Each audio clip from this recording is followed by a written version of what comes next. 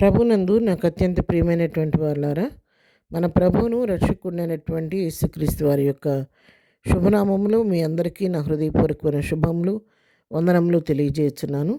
ఉదయకాల సమయంలో దేవుని వాక్యాన్ని ధ్యానం చేసుకుందాము. ఈరోజు వాక్య ధ్యానము కొరకు మనం తీసుకున్నటువంటి లేఖన భాగము కీర్తన గ్రంథము 141వ కీర్తన 2వ వచనం చదువుకుందాం. నా ప్రార్థన ధూపము వలెను, నేను చేతులెత్తుట సాయంకాల నైవేద్యం వలెను నీ దృష్టికి అంగీకారములగును గాక. ఆమేన్. దేవుని నామమునకు మహిమ కలుగును గాక. మరి ఇక్కడ ఈ మాటలు పలుకుతుంది భక్తుడు దావీదు. ఈ 141వ కీర్తన దావీదు రాసిన కీర్తన. దావీదు తన దేవుని సన్నిధిలో మొరపెట్టుకుంటూ ప్రార్థన చేస్తూ ఆయన, దేవా యెహోవా, నేను నీకు మొరపెట్టుచున్నాను, త్వరపడి నా దగ్గరకు రండి, నా మొర మరి మీ సన్నిధికి చేరనివ్వండి అని చెప్పి, నా మాటకు చెవియొగ్గండి అని చెప్పని ప్రార్థన చేస్తూ ఆయన చేసే ప్రార్థన ఏ విధంగా ఉండాలో చెప్తున్నాడు. దేవా, నీ దృష్టికి నేను చేస్తున్నటువంటి ప్రార్థన నీ దృష్టికి ధూపంలాగా ఉండాలి. నేను చేతులెత్తి నీ సన్నిధిలో మొరపెట్టుకొనుచుండగా, నేను చేతులెత్తటం అనేది నీకు ఎట్లుండాలంటే సాయంకాల నైవేద్యం వలె ఉండి, నా ప్రార్థన నైవేద్యము కూడా మరి నేను చేతులెత్తుట కూడా నీ దృష్టికి అంగీకారంగా ఉండాలి అని చెప్పని ప్రభు సన్నిధిలో ప్రాధేయపడుతున్నాడు. దావీదుకున్నటువంటి ఆశ ఏ విధంగా ఉందో చూడండి. ప్రార్థనాపరుడు మాత్రమే కాదు, తను చేస్తున్నటువంటి ప్రార్థన అది తన దృష్టికి తనకి అంగీకారంగా ఉండటం కాదు, కానీ దేవుని దృష్టికి ఆ ప్రార్థన అంగీకారంగా ఉందో లేదోనని తను పరీక్షించుకుంటున్నాడు.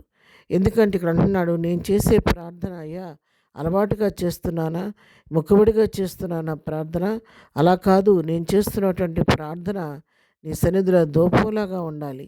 నేను చేతులు ఎత్తటం అనేది నీకు సాయంకాలం నైవేద్యంలాగా అది నీ దృష్టికి అంగీకారంగా ఉండాలి ప్రభు. అలాంటి ప్రార్థన నాకు నేర్పించని ప్రభు సన్నిధిలో ప్రార్థన చేస్తూ ఉన్నాడు. అవును ప్రియులారా, మనం ప్రతిదినము మరి ప్రార్థన చేస్తూ ఉంటాము. అనేక విషయాల కొరకు దేవుని సన్నిధిలో విజ్ఞాపన చేస్తూ ఉంటాం, ప్రార్థనలు చేస్తూ ఉంటాం.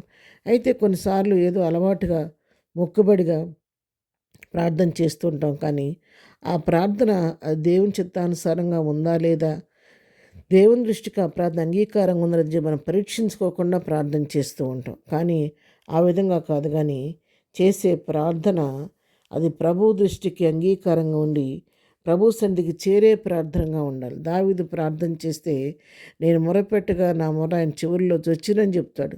ఆయన కూర్చున్న సింహాసనం కదిలిందంటాడు 18వ కీర్తనలో. ఇక్కడ ప్రకటన గ్రంథంలో కూడా మనం గమనించినట్లయితే 5వ అధ్యాయం 3వ వచనం మనం చదువుకుందాము. పరలోకమందు పరలోకమందు కానీ భూమి మీద కానీ భూమి క్రింద కానీ ఆ గ్రంథం ఇప్పుటకైనను చూచుటకైనా ఎవరికి శక్తి లేకపోయాను. మరి 8వ వచనం కూడా చదువుకుందాం. ఆయన దానిని తీసుకున్నప్పుడు ఆ 4 జీవులను వీణలను ధూపద్రవ్యములతో నిండిన సువర్ణ పాత్రను పట్టుకొని ఉన్న ఆ 24 పెద్దలను ఆ గొర్రెపిల్ల ఎదుట సాగిలపడిరి. ఆ పాత్రలు పరిశుద్ధుల ప్రార్థనలు. చూసారు, ఇక్కడ మరి గ్రంథాన్ని పరలోకంలో విప్పటానికి ఎవరు అర్హులు అని చూస్తే ఎవ్వరు కూడా యోగ్యులు కనబడలేదు. కానీ మరి దావీదు చిగురైనటువంటి యేసుక్రీస్తు గ్రంథాన్ని విప్పటాన్ని పట్టుకోగానే మరి ధూపద్రవ్యములతో నిన్నటువంటి సువర్ణ పాత్రలు పట్టుకున్నటువంటి ఆ 24 పెద్దలంట ఆ గొర్రెపిల్ల ఎదుట సాగిలపడ్డారంట, వీణలు వాయించారంట. 4 జీవులు మరి వీణలతోనూ మరి 4 జీవులతోనూ ఆయన ఎదుట సాగిలపడ్డప్పుడు మరి ఆ ధూపద్రవ్యములో తీసుకొని వారి ప్రభు ఎదుట సాగిలపడ్డారు. దేనికి సాదృశ్యం ఉన్నాయంటే ఆ పాత్రలు పరిశుద్ధుల ప్రార్థనలతో నింపబడి ఉన్నాయంట. ఆ ధూపం అనేది ఇక్కడ దేవుని యొక్క ప్రార్థనతో, దేవునికి చేసే ప్రార్థనతో సాదృశ్యంగా ఉంది. అందుకే భక్తుడు ధూపంలాగా ఉండాలి అంటున్నాడు. అదే ప్రకటన గ్రంథం 8వ అధ్యాయం 3వ వచనం కూడా చూస్తే, అప్పుడు ఆ ధూపద్రవ్యముల పొగ పరిశుద్ధుల ప్రార్థనతో కలిసి దూత చేతులన్నీ పైకి లేచి దేవుని సన్నిధిని చేరాను. అందుకే భక్తుడి యొక్క ఆశ ఏంటంటే, ఈ విధంగా ధూపంలాగా నా ప్రార్థన ప్రభు సన్నిధికి చేరాలని, నేను చేతులెత్తడం దృష్టికి అంగీకారంగా ఉండాలని, నైవేద్యంగా ఉండాలని కోరుకుంటున్నాడు. మనము కూడా ఏదో అలవాటుగా ప్రార్థన చేయటం కాదు, కానీ చేసే ప్రార్థన ప్రభు దృష్టికి అంగీకారంగా ఉందో లేదో తెలుసుకొని ప్రభు చిత్త ప్రకారం ప్రార్థించి ప్రభు దగ్గర నుంచి అడిగి పొందుకుందాం. అటు కృపాప్తన్యత ప్రభు మనకందరికీ దయచేయను గాక. ఆమెన్. ప్రార్థన. ప్రేమగన్న తండ్రి, పరిశుద్ధుడా, నీకు వందనాలు. దావీదు యొక్క హృదయ వాంఛను బట్టి నేను స్తుతిస్తున్నావు నాయన.